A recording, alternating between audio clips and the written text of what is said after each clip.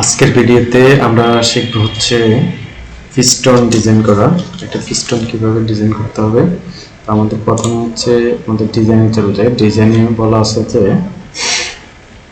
এখানে পিস্টনের আউটার যে ডায়াটা, outer dia আছে 19 mm, আর এটার মাঝখানে একটা হোল আছে।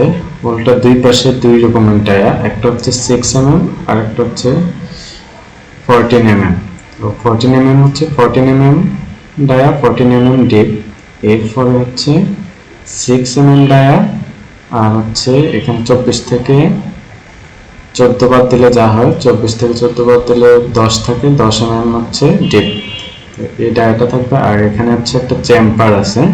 চেম্বারটা হচ্ছে 6 এর সাইডে, 6 ডায়া যে হোলটা ওই সাইডে হচ্ছে 2 mm 45 ডিগ্রি, আর 14 mm ডায়ার সাইডে হচ্ছে 1 mm 45 ডিগ্রি। আর এখানে মেটাল বলা হচ্ছে যে এটা কপার দিয়ে তৈরি করতে হবে। এখানে মাছ বলা আছে। তাহলে শুরু করা যাক। আমরা ডিজাইনে চলে যাই। ডিজাইনে প্রথমে পার্টে ক্লিক করতে হবে,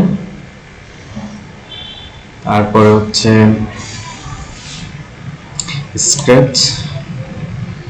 স্কেচ আইকন, ফন্ট প্যানেল নিতে হবে। এখন হচ্ছে আমাদের কাজ হচ্ছে একটা ডায়া নেওয়া। প্রথম হচ্ছে আমরা 19 mm ডায়ার একটা বৃত্ত নেব, টেনে ছেড়ে দিলাম। তারপর হচ্ছে এখানে স্মার্ট ডাইমেনশনে ক্লিক করব, ক্লিক করলাম। তারপরে এখানে বলে দিতে হবে 19 mm লিখে এন্টার। তারপরে ফিচার্স এক্সট্রুডেড বস, এখানে হচ্ছে আমাদের এটা টোটাল লেন্থ আছে 24 mm। সো 24 mm আমি লিখে দিলাম, 24 mm লিখে দিয়ে এন্টার। ওকে, গ্রিন চেকে ক্লিক করলাম, এটা হয়ে গেল।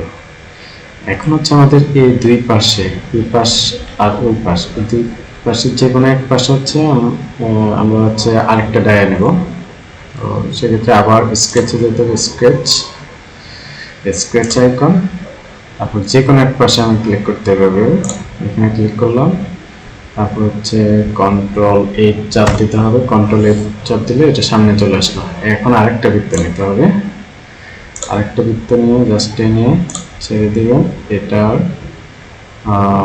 স্মার্ট ডাইমেনশন বৃত্তের সাইডে ক্লিক করবেন।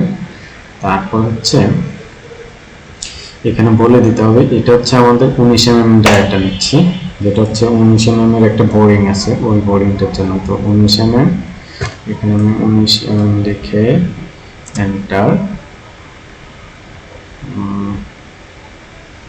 সরি, 19 mm, এটা হচ্ছে 14 mm। তো এটা লিখে দিতে হবে 14 mm। এখন হচ্ছে পিছনে যাব। এখানে এক্সট্রুডেড বস নাকি আমাদের এখন করতে হচ্ছে এটা এক্সট্রুডেড কাটে ক্লিক করলে এটা এখানে একটা কতটুকু ডিপ যাবে সেটা দিয়ে দিতে হবে। তো আমাদের এখানে হচ্ছে 14 বলা আছে, তাহলে এখানে D1 এ 14 লিখে, এরপরে দেখেন এটা 14 পর্যন্ত চলে গেছে। 14 এখান থেকে 14 mm পর্যন্ত। তো গ্রিন টিক ক্লিক করলাম, ওকে।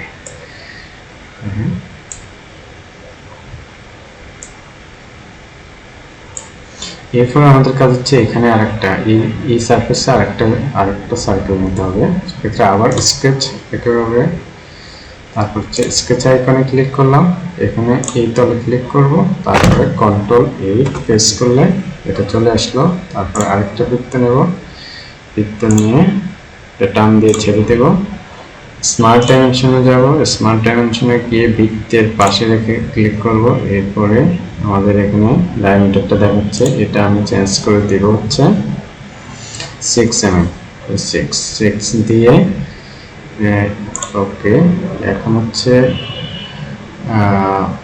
ফিচার্স ফিচার্সে গিয়ে এক্সট্রুডেড কাটে ক্লিক করলো। ক্লিক করে এখন দেখেন এখানে হচ্ছে আমার এই থিকনেসটা কতটুকু আছে তার থেকে বেশি দিতে হবে আর কি, অথবা হচ্ছে এটাকে এভাবে টেনে নিয়ে গেলে হয়।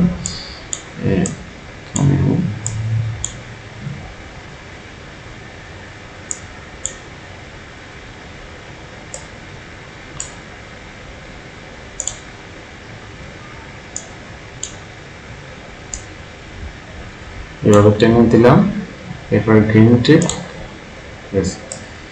এখন হচ্ছে আমাদের পিস্টনটা তৈরি হয়ে গেছে। এটা হচ্ছে আমাদের পিস্টন। এখানে আরেকটু কাজ আছে, হচ্ছে এক্সট্রুডেড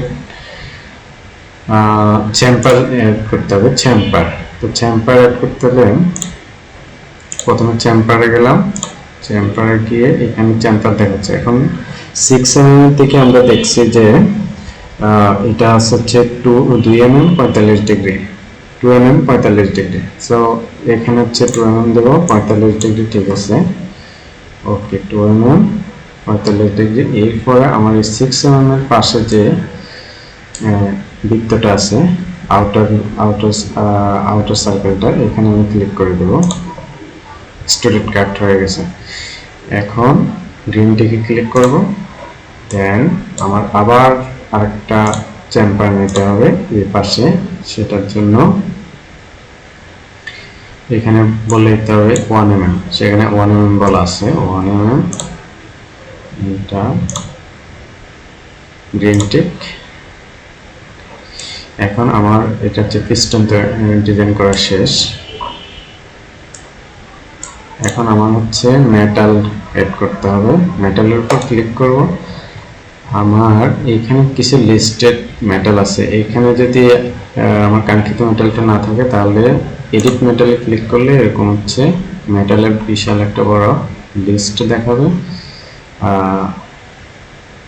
আমি এখান থেকে দিচ্ছি না, এখানে জাস্ট ক্লিক করলে এখানে হচ্ছে আমার হচ্ছে কপার অ্যাড করতে হবে। সো কপার আছে, এখানে কপার অ্যাড করলাম। এখন হচ্ছে কপার অ্যাড হয়ে গেছে।